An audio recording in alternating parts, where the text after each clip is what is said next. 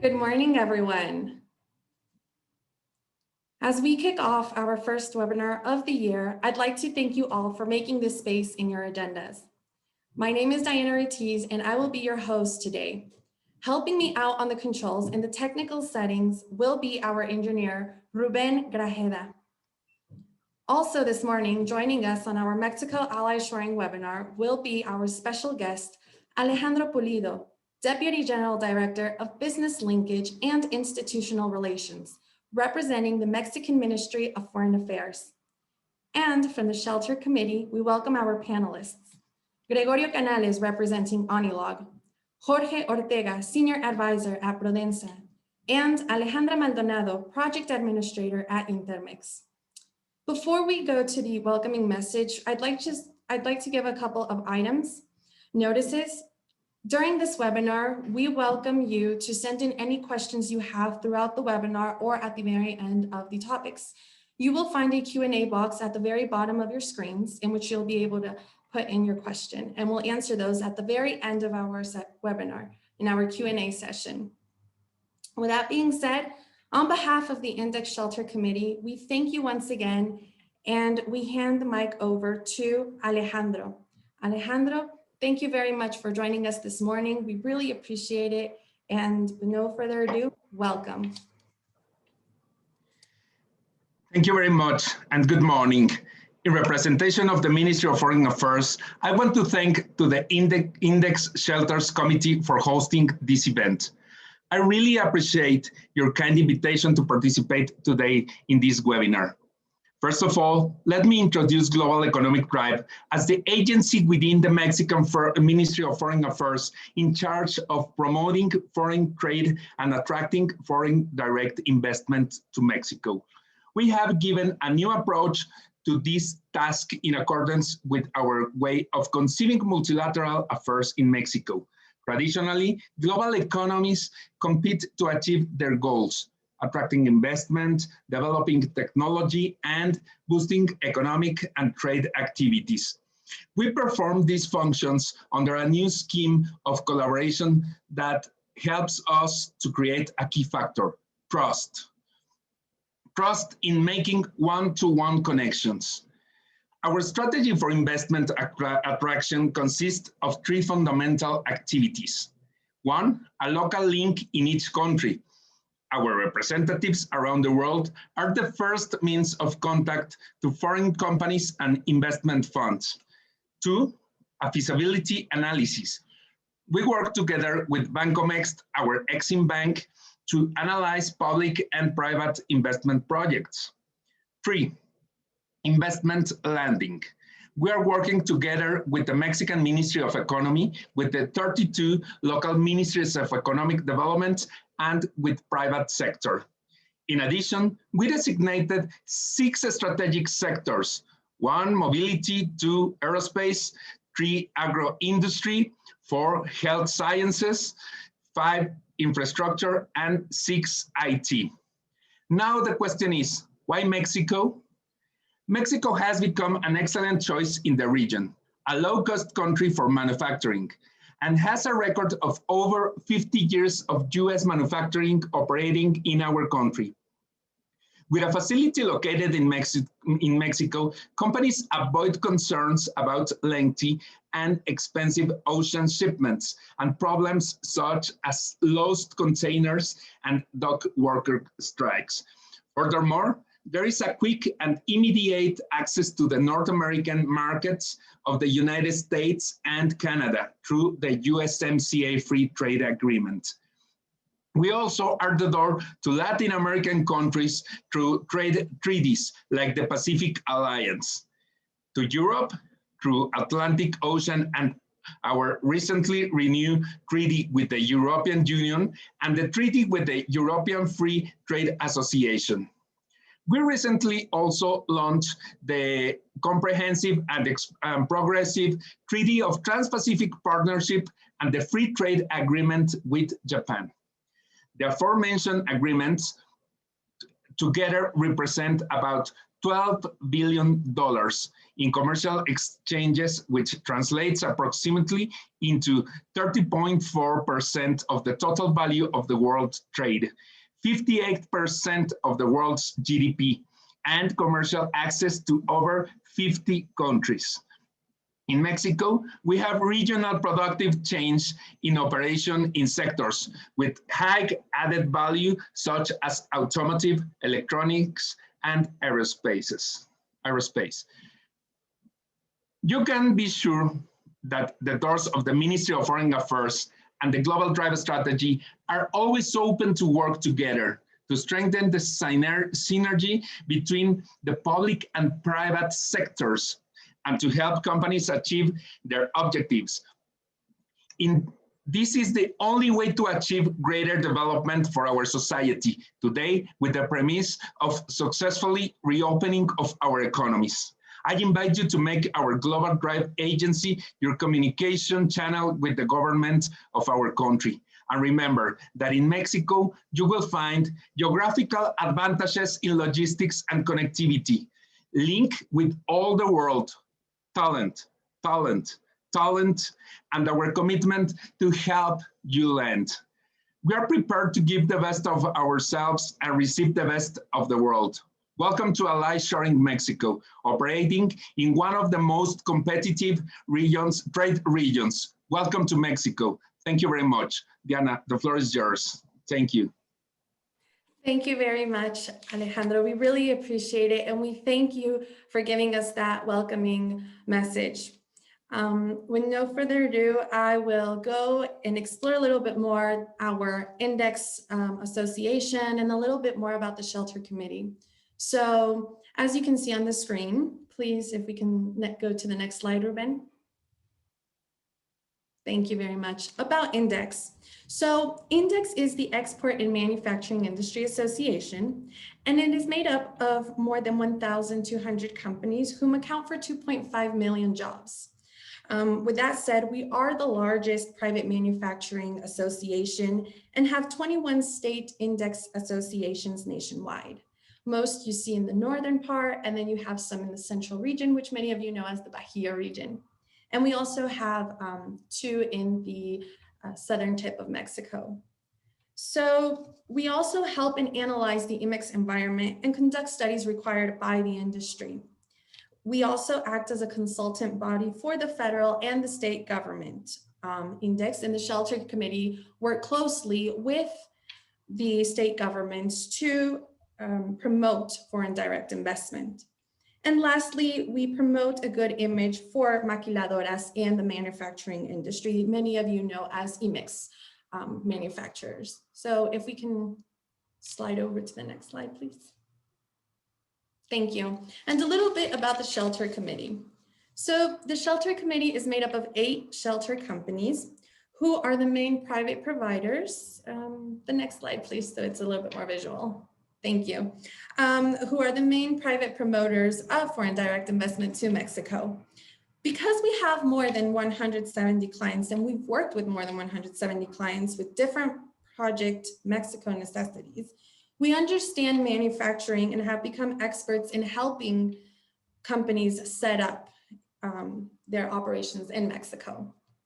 And again, as I mentioned in the previous slide, we do have a strong and respectful relationship with the Mexican government at all levels.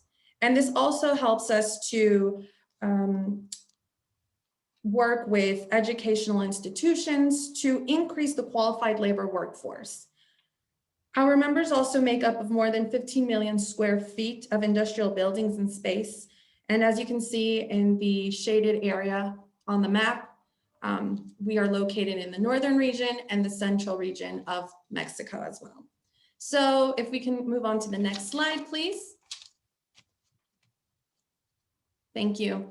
I present to you the members of the Shelter Committee. We have American Industries, Entrada Group, Grupo Prodensa, Intermex, Ivimsa, Javid, Anilog, and Tetakawi, which I've mentioned. They have all worked with different client necessities. They've also been able to attract foreign direct investment from all over the world and work with companies in different industrial sectors like the automotive industry, the aerospace industry, and now we're starting to receive a little bit more attraction from the electronics and the medical device industry, given the situation we've been facing the past couple of months and the past year. So this is a little bit about the Shelter Committee, about Index, and with no further ado, I am going to hand the mic over to Gregorio Canales from Anilog, who will dive into the value supply chain. Thank you.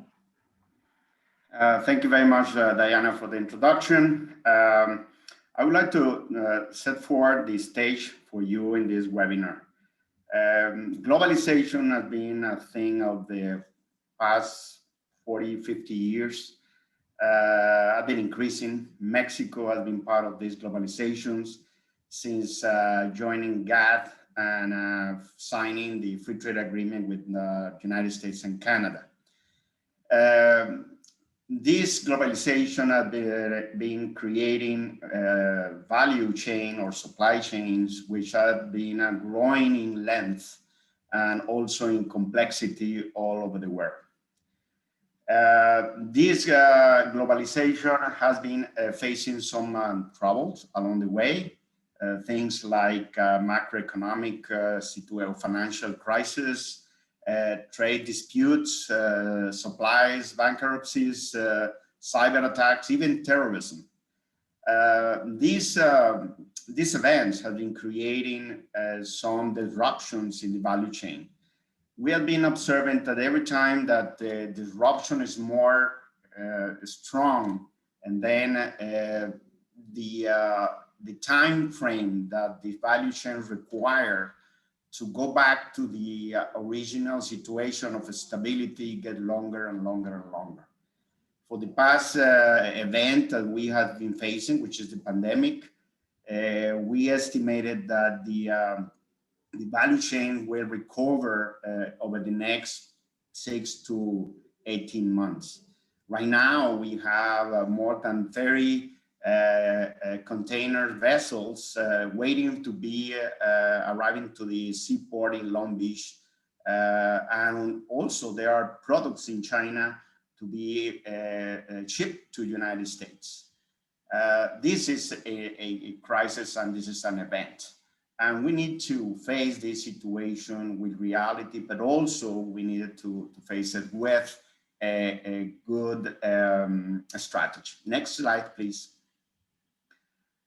To put you in perspective with Mexico, the total value chain, that means production of components, assemblies, sub-assemblies, and then to the final product, all over the world accounts for 40% of the total trade for developing economies. In the case of Mexico, these value chains represent 60% of the manufacturing trading goods.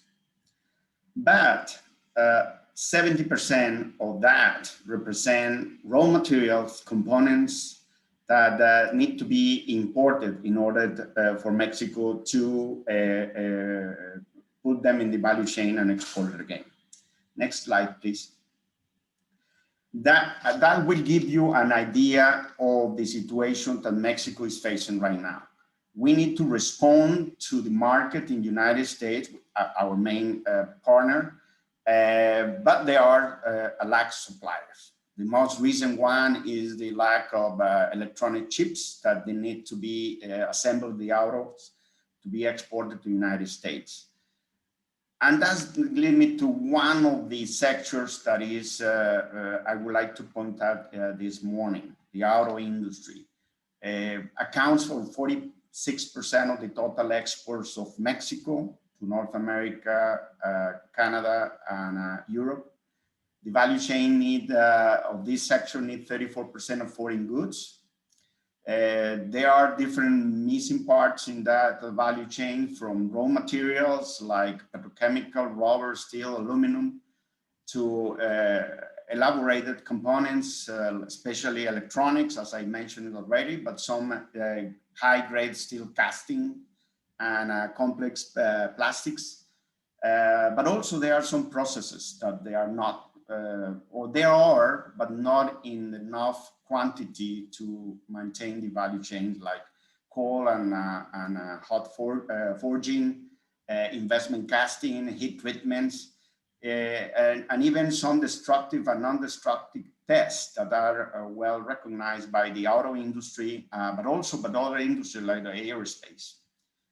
A study by A.T. Kearney, a recognized consulting firm around the world, has created two scenarios: the actual scenario of the automobile existing value chain, which is encompassed in a pyramid, going from the third layer, or the tier 3 suppliers that supply raw materials, to the second one, which is created some components and products out of those raw materials, to the third one that do complete systems or assemblies, to finally end up in the OEM, or the original equipment manufacturing, which are the one or two that sells the cars.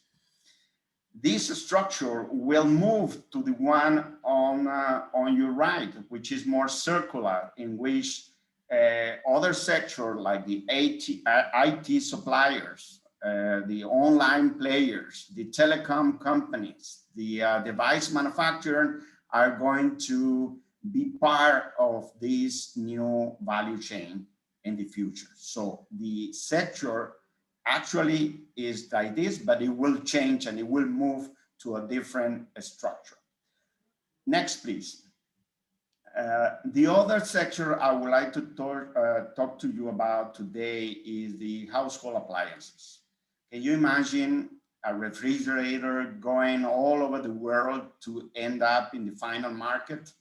It's a big, bulky part of equipment, but it's needed.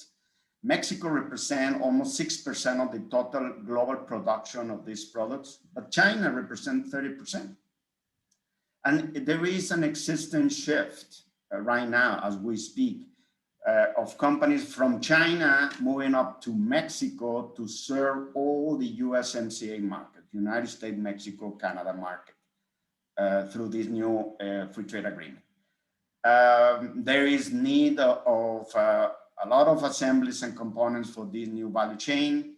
Just an example of that, the company Hisense just announced $650 million investment for this sector, and there are more to come. We expect more. Once again, electronics, high-grade steel and plastics are needed, just to give you an example. Next. There are other sectors, of course, that has the same situation, or had the same situation that the previous two. I'm not going to take all the time to disclose all of them, but I just wanted to point out: construction materials, component and fixtures, aerospace equipment and components, heavy equipment, machinery and tooling, hand tools, garden equipment, household accessories, and very important, medical devices, equipment and disposable items, pharmaceutical, formulas production and packaging. There are many more, but this is just a test of what is ahead for you to look over into Mexico to produce. I will stop right there. I'm sure there will be some questions. We can talk a lot about this globalization and value chain, but I will end up my presentation right now, and I will turn the mic back to you, Diana. Gregorio, thank you very much. Yes, the times are changing, and global value is also being affected. So I do think there's a vast opportunity for companies to take advantage of this. And I'd also like to welcome the audience to send in your questions or any comments you have on these topics. You may comment through our chat box, or you can send in these questions via our Q&A chat box at the very bottom of your screen.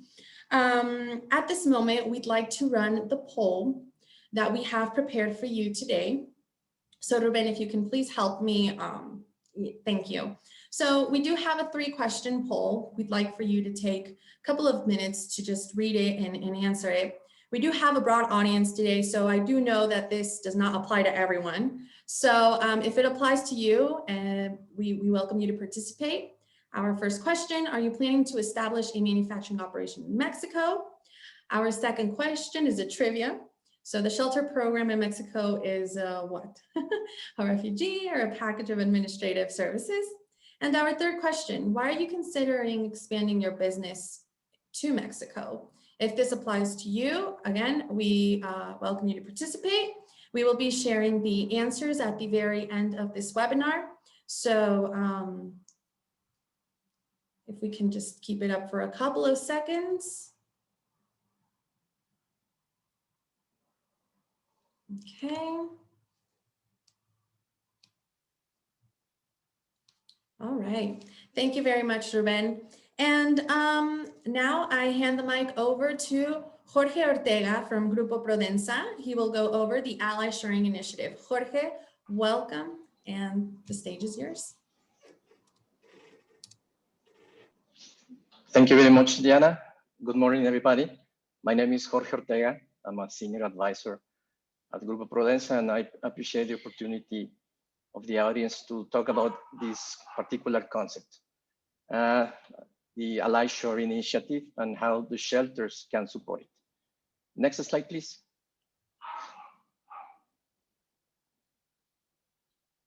So as Gregorio was mentioning, well, we are living with a shift of paradigms. There is a very famous baseball player that used to say that the future is not what it used to be. I mean, what we had a vision of the future is no longer the current reality. We have changes in consumption patterns. We have changes in deglobalization trends, trade conflicts, global warming, you name it. And to make things worse, well, the COVID-19 pandemic, it's a crisis that really catalyzed all of these changes. Now we see on the supply chains a change of paradigms. Really, let's say the previous paradigm was cost-driven. Decisions were made out of the best cost. And now we are talking about risks, the risk-driven paradigm, right? We are trying to minimize risks. We are trying to minimize exposure of our supply chains. And that is why we are now facing all of these disruptions that Gregorio was mentioning. And well, if we say that what would be the highest challenge of the US, the highest challenge is really the technological race versus Asian countries. This is where we believe is the highest challenge. Next slide, please. So you all have heard about many concepts, nearshoring, inshoring, reshoring, and now we have this concept of ally shoring. Well, ally shoring is really one step beyond the other concepts that I just mentioned. And this is an initiative that is a strategy for a sustainable growth of North America. This is a binational initiative that is led by the US-Mexico Foundation, which is a binational organization that is aiming to increase competitiveness in the region. And the ally shoring, we can define it as a process by which the countries rework their critical supply chains and source essential materials, goods, and services among and between trusted democratic partners and allies. I mean, here the buzzword is trust.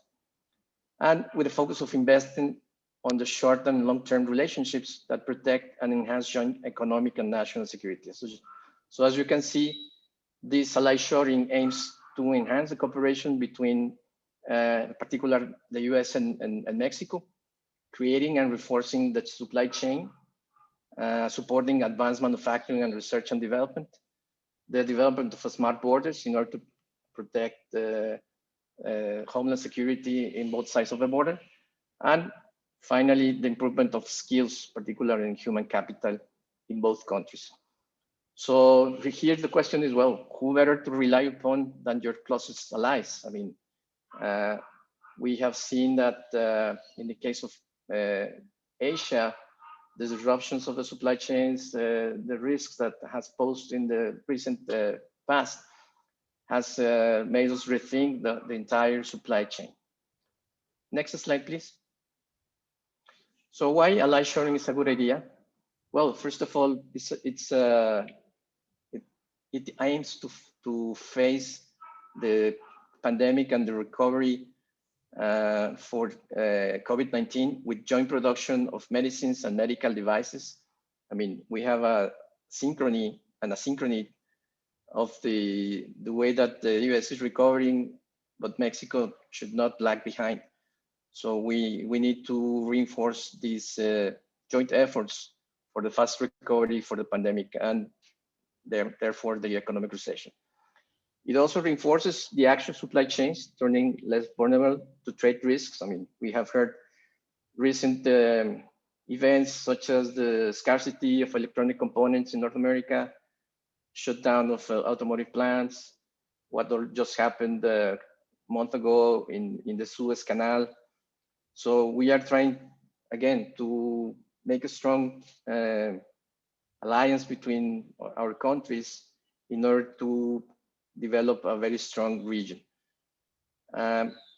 Also, an important component is the creation of technologically advanced job positions on both sides of the border, also to face the technological race that I just mentioned. Promoting the creation of a strategic infrastructure for trade and security. We all know that this is a high concern of the US government and the US border states.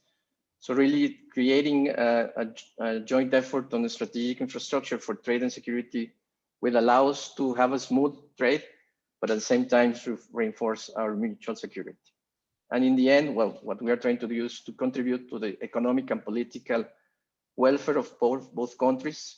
I mean, we cannot, since we are so interlinked, Mexico and the US are so interlinked, we believe that this is the best way to promote a more balanced development among these countries. Next slide, please. So why Mexico is an ally shoring destination? Well, first of all, we believe that Mexico still it's a very predictable and reliable supply chain partner to the US. This has been the case in the last 25 years. A transparency in monitoring and secure the whole supply chain. We have right now in place programs such as CITIPAT, OEA, the economic authorized operator. So there is every time more transparency and security on the border. Still, Mexico, you can consider very advantageous in terms of cost, and my colleague Alejandra will talk a little bit later about it. Particularly for those productions in which you have you need a very fast market responsiveness, particularly for low volume and high mix. And nowadays, everything it's so customized that this low volume and high mix works well in Mexico. And as I mentioned, improvement of economic and political stability conditions in Mexico should be a long-term national security interest, and even President Biden has talked about it. There is also a big movement in Mexico to improve worker rights and conditions on both sides of the border. Yesterday, well, we have the approval, for instance, of a very important reform, labor reform that you should be aware of. And last but not least, the innovation infrastructure in Mexico. So how the shelter organizations can support this ally shoring concept? Let me just describe a little bit about the features of a shelter programs. Next slide, please. So as we mentioned, the organizations representing this in this webinar, we are handling the shelter concept, in which you can operate in Mexico under the umbrella of a shelter, meaning that this is a Mexican organization in which you can start producing and under a maquila concept. Really, the advantages of these programs is, well, first of all, you have safe, reduced liabilities and exposure in terms of legal, labor, fiscal, and trade. Quicker startup of operations. If you compare it to starting on your own, of course, a lower learning curve, time and cost, because we have done that, these startup and shelter programs for many times. Of course, we guarantee the full compliance with Mexican laws of regulations. So this is a guarantee of full compliance and updating with all the changes on labor, on all the laws and regulations in Mexico.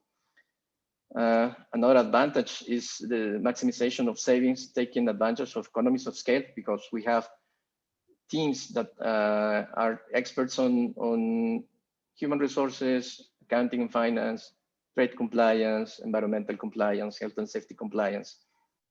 So you can take advantage of those teams working on economies of scale. Another advantage is that you can have a complete control of your operation in Mexico. I mean, even though that you work under the umbrella of a third party, you have direct control of your production, your quality systems, your customer service. So it's like having a satellite operation controlled by you. And as I just mentioned, the access to experienced administrative staff since day one. This is also an important advantage in order to avoid costly mistakes that may arise of not knowing how to operate in Mexico. Next slide, please. This is how normally an operation looks like under a shelter program. As you can see, all the responsibilities of a shelter are more on the back office, ranging from import and export compliance, customs, logistics, all the general administration, accounting, taxes, finance, accounts payable, receivable, human resources, labor relations, recruiting, hiring, environmental health and safety. So as you can see, our intention is for you to focus on your core business, sales, manufacturing, materials, inventory management, purchasing of direct materials, and we do the rest. Next slide, please. So how does it look going from zero? I mean, from the moment that you don't have anything to the moment that you're able to start your operation to your SOP date. This is how typically the schedule looks like. I mean, from the actual incorporation of a company or the registration on the already existing company of a shelter, then all the administrative workload of banks, salary, all the strategic definitions in terms of human resources, import and export, accounting, finance, EHS, to start recruiting the first personnel from the plant manager to the entry-level staff, start executing payrolls, getting the permits license, getting your IMEX program, your VAT certification, all the best practices in HR handbooks, all the definition of your logistics supply chain, the importation of your first machine equipment, the arriving of your first raw material, all of these activities up to the moment when you are able to start operating. This is how we do, and normally the time frame for this under a shelter may range from up to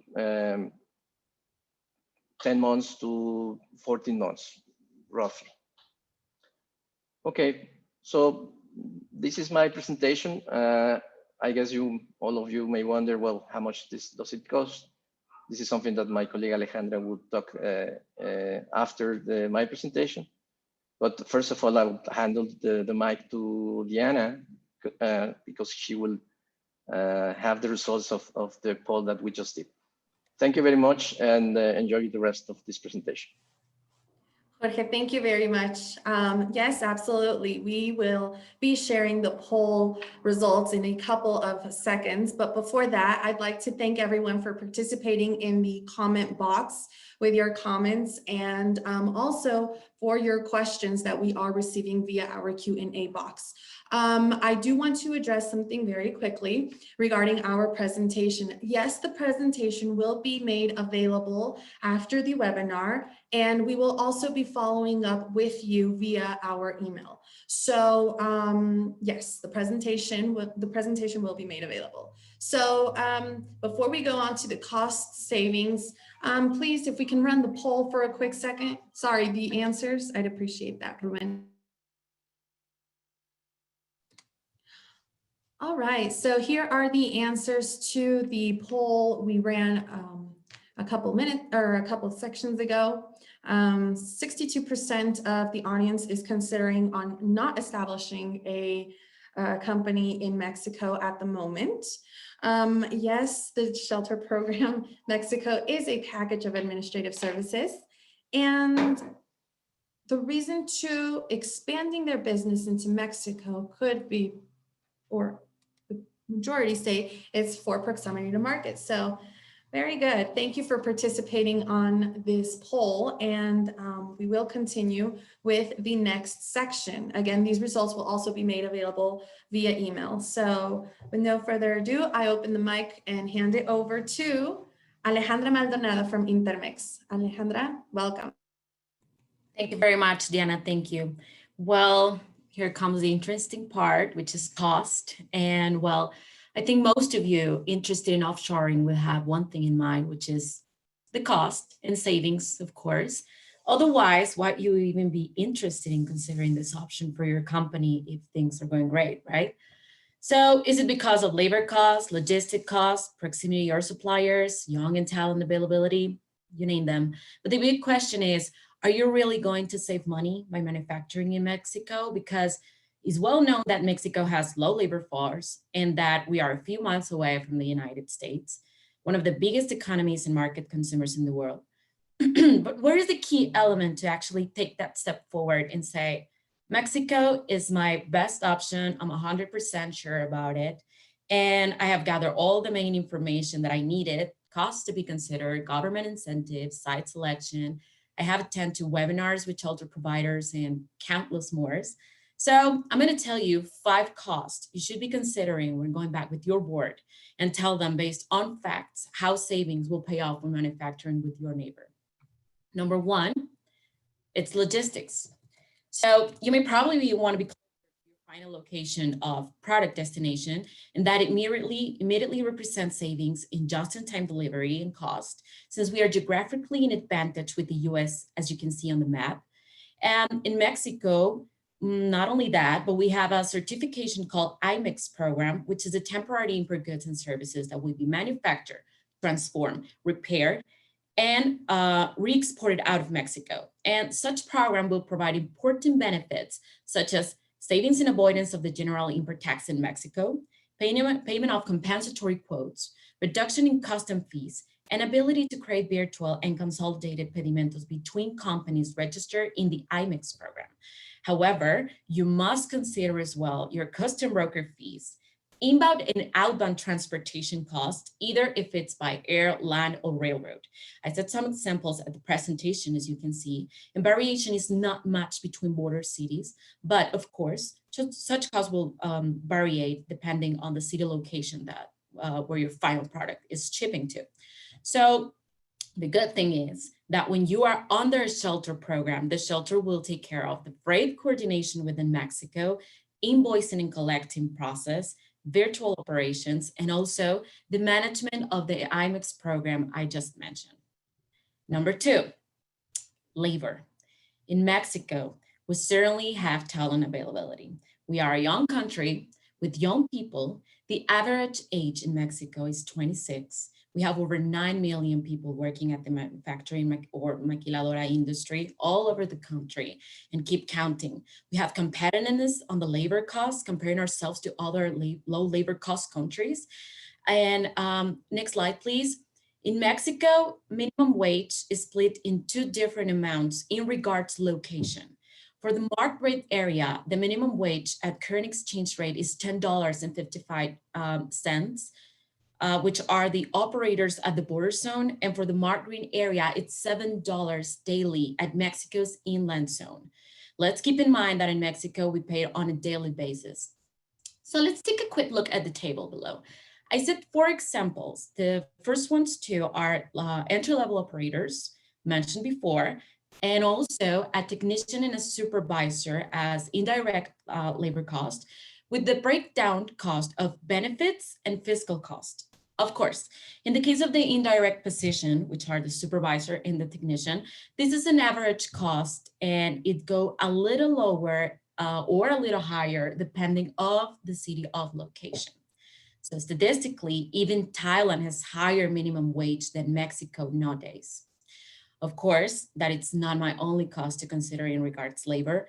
There are some other personal related costs companies often forget or even don't know they have to consider, such as cafeteria or catering service for employees, not to mention kitchen supplies, electronic payroll disbursement, which is the bank fee for processing payment, safety and protection equipment for employees, depending on the process, uniforms, employee transportation for indirect and direct employees, life insurance, recurring expenses, personal training, food coupons, bonuses, housing fund, vacations, medical expenses or laboratory analysis for labor applicants, a budget for employee events and activities during the year.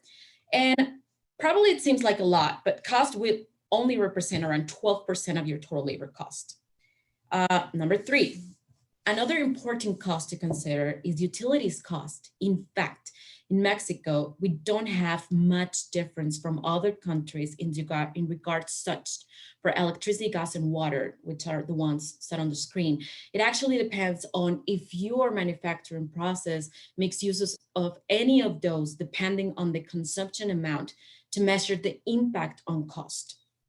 Number 4, the building. Of course, there will be no operation without a facility adequate for your operation. So this is one of the most important costs. There are a lot of options on the market for your facility.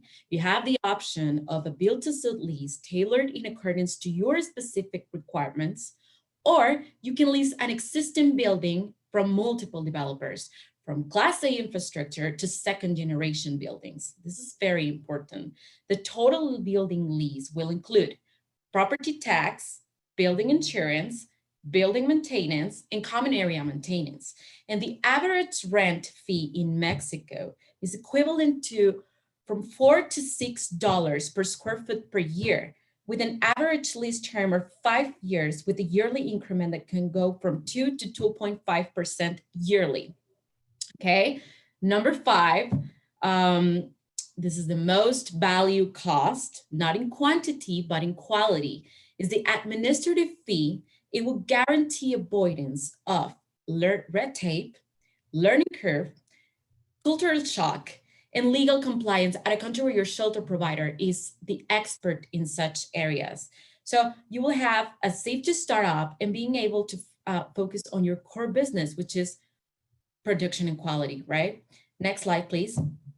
So yeah, at the end of the day, you'll be exporting your product, not only with the quality standards you require in time by the touch of our qualified labor, Mexican labor, a Class A industrial building space, probably closer to your product final destination, and worrying free about administrative tasks that are not core to your manufacturing process, by being confident that free trade agreements with other countries, including the USMCA, will let your business have market stability. So yes, Mexico definitely represents savings for foreign companies manufacturing here.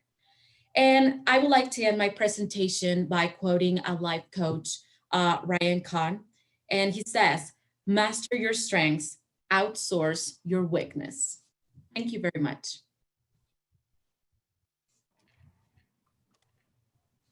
Alejandra, thank you very much for your presentation on costs.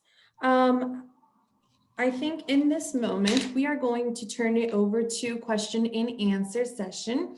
We have 15 minutes for this session, and we are receiving quite a few questions via the Q&A box. So I'd like to invite our panelists back onto this virtual stage.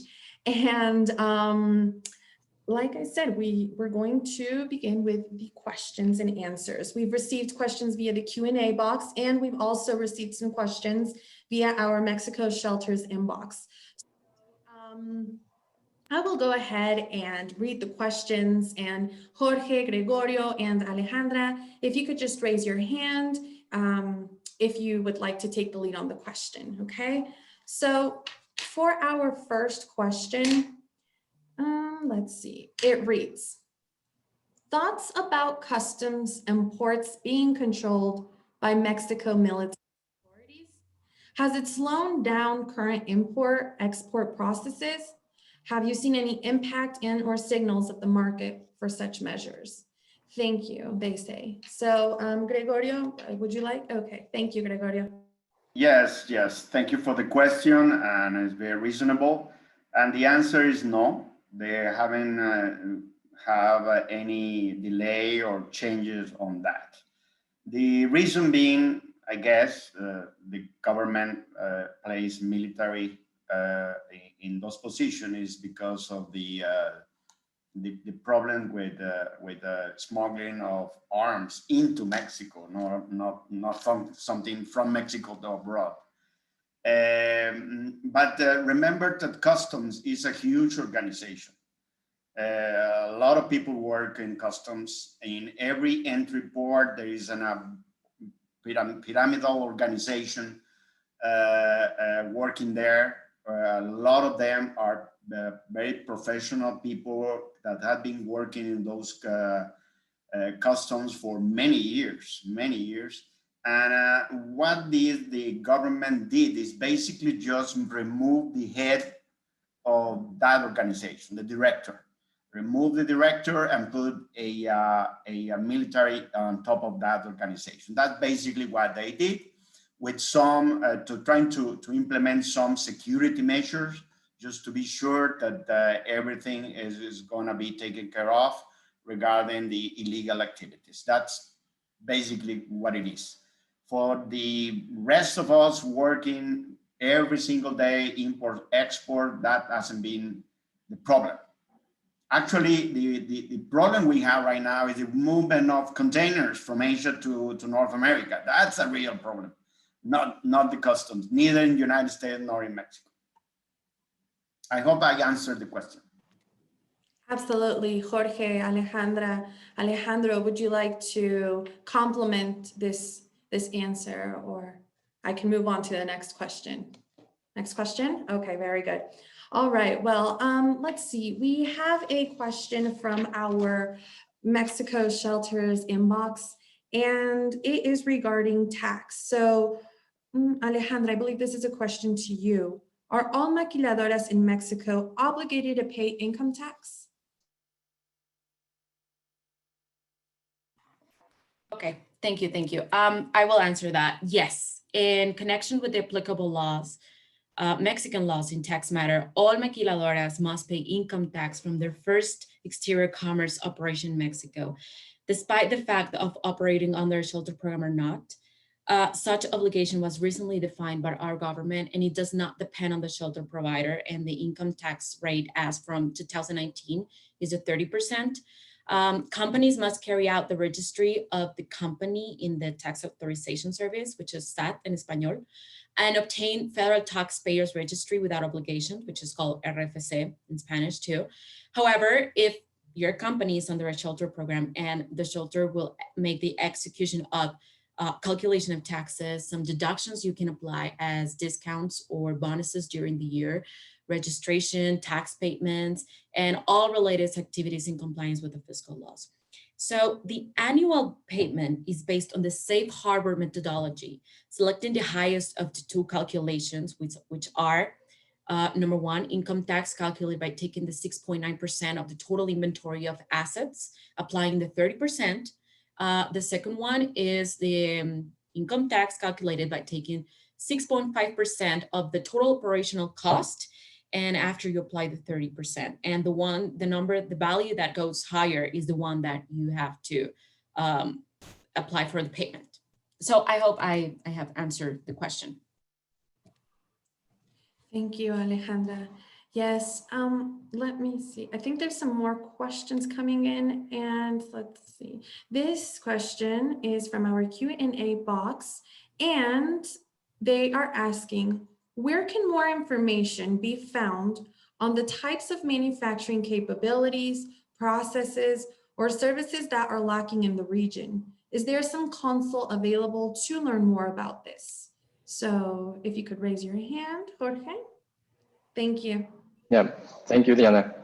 Well, certainly we can provide, as a shelter committee, we can provide you with information about what are the kind of market opportunities that there might be available today. And really these business opportunities are the drivers for your potential relocalization efforts.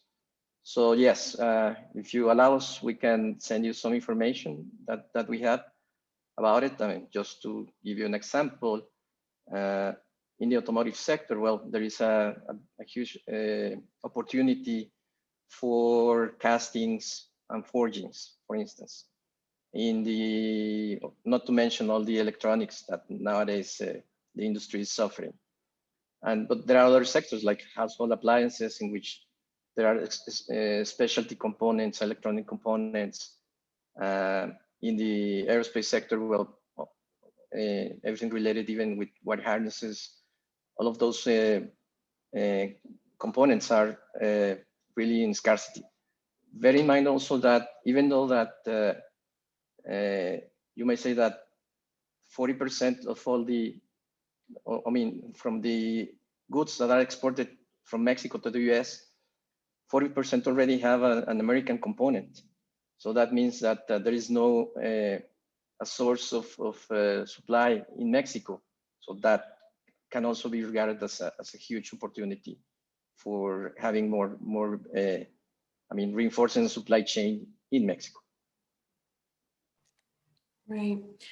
Gregorio, Alejandra, would you like to add anything to this answer, or I can move on to the next question? All right, I will be moving on to the next question we have, and this is also from our Q&A box. How do the shelter source and local government work together to provide safe security for employees and owners? This is a very good question. Who would like to take this question? Well, let me trying to understand the question is, yes, safety and security of employers and workers. I think that's what they meant. That had to do with security in general for the general population, cities and roads and all that. Is definitely an issue in different parts of the country. But this is an issue that the government is taking care of. Is addressing not only for the specific foreign investor, but in general for the population, because eventually it's a social issue. We know that there are some areas in which that might be happening, but in general, the most industrial and in where maquiladoras are operating along the border and some cities within Mexico, that is not being a real issue so far on what we know. Considering the information of the almost 2,000 companies associated with Index and our own experience with clients, it is a minor issue eventually, but not a real concern. If that's what they meant for the safety and security in this question, probably if it's different, well, my answer will be different. Thank you. Thank you, Gregorio. Jorge, Alejandro, would you like to complement this answer? Sorry, probably Alejandro, which is the representative of the government, can enlighten us a little bit more on this question about safety. Absolutely, Alejandro. Thank you very much. We are trying to strengthen the relationship with the private sector, you know, in order to see that points that we need to present options to be better. We are trying to do many things, but we think that the retroalimentation, the feedback that we will receive of all of you will help us to be better in these actions. And as I said before, we are open to receive this feedback to achieve this objective. We're trying to make a relationship with many instances of the government to help the companies to solve many problems, and to be the link with all the things that you need in the federal and local government. I send you my email and my cell phone, but if you need something, you can call us in every moment to help you in these cases. Thank you. Absolutely. Thank you, Alejandro, for also complimenting the answer. We really appreciate it. And I think this brings us to our last question. And our last question is, do you provide a service to connect U.S. clients with Mexico manufacturing suppliers for Class 1 medical devices?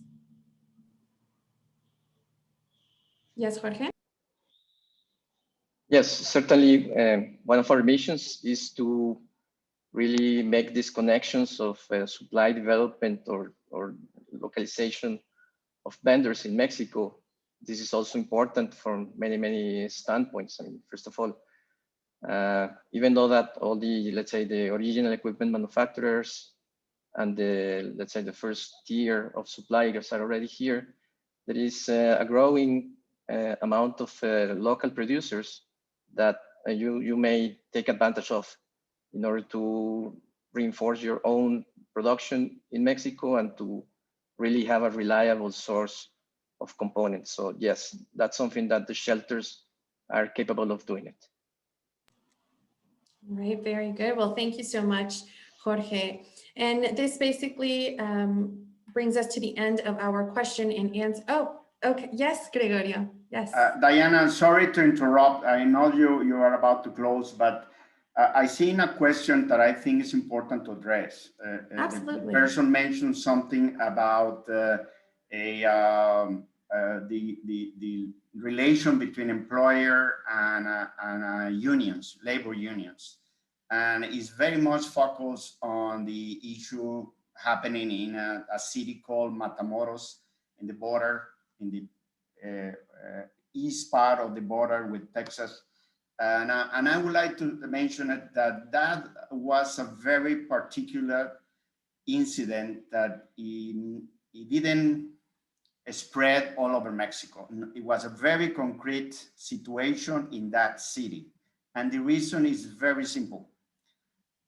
The relation between unions and companies is placed in what is called a labor contract. And the labor contract is that, it's a contract with clauses saying what it should be the relation between the labor and the company. For reasons that I don't know, many years ago, one of the local unions drafted a contract in which the increments of all benefits and salaries of the workers was paid to the increment of the minimum salary. Many years ago, that increment was minimum and it was okay. So for 20, 30 years, nothing happens. But this new government 2 years ago decided, in my perspective, a good idea to increase the minimum salary in a reasonable manner. That created a situation in which, because the contract in that specific city was really poorly drafted, and it was only copy and paste to the next contract and copy and paste to the next contract, all the contracts, labor contract in that city had that clause. So when that happened, automatically those contracts eventually move the value of the payment to the worker to that new value of the minimum salary. Employer said, no, well, it's too much. Union said, well, that is the contract. And it was true. That situation led me to one thing. If you want, like any other country, Mexico is a country with a framework that you need to follow, you need to understand, and you need to manage. Therefore, you need people who knows how to do it to avoid any of these mistakes. People who can help you on how to draft a good leasing contract in this country under the framework of Mexico, how to hire people properly in the framework of the law, how to pay taxes, how to import and export, how to comply with environmental health and safety regulations. That's our job. That's what we do. We have been doing this for 40, 50 years. So that is the reason why we have this group of companies promoting these webinars to tell all investors, you don't need us. You can come here and do it yourself, but you might encounter some problems. We can provide our experience to help you out to minimize those risks. That's all. Very simple formula. That's what I wanted to say. Sorry to interrupt you, Diana. No, and that's great. That's great. And I think we can't have a better thank you message than that. So as I mentioned, this basically brings us to the end of our Q&A session. Gregorio, Alejandra, Jorge, Alejandro, thank you very much for answering the questions that our audience sent to us today. And with that being said, this brings us to the very end of our webinar. We will be sending the presentation to the people that have requested this via the chat box. If you can put in your email address and let us know what's a good email where we can contact you and send you the presentation, we'd be more than happy to do so. If you have any other questions, our email address is on screen. You can send those over. And the contact information for the panelists will also be shared via email throughout the follow-up emails we send. So for this, we really, really thank you. A big appreciation and thank you token to Alejandro Pulido from the Mexican Ministry of Foreign Affairs, and a round of applause to him and to all of the panelists that made this possible today, and the Shelter Committee at Index. So with that being said, thank you very much for joining us this morning. We look forward to connecting with you and sharing more information on Mexico manufacturing. Thank you very much and have a wonderful rest of your day.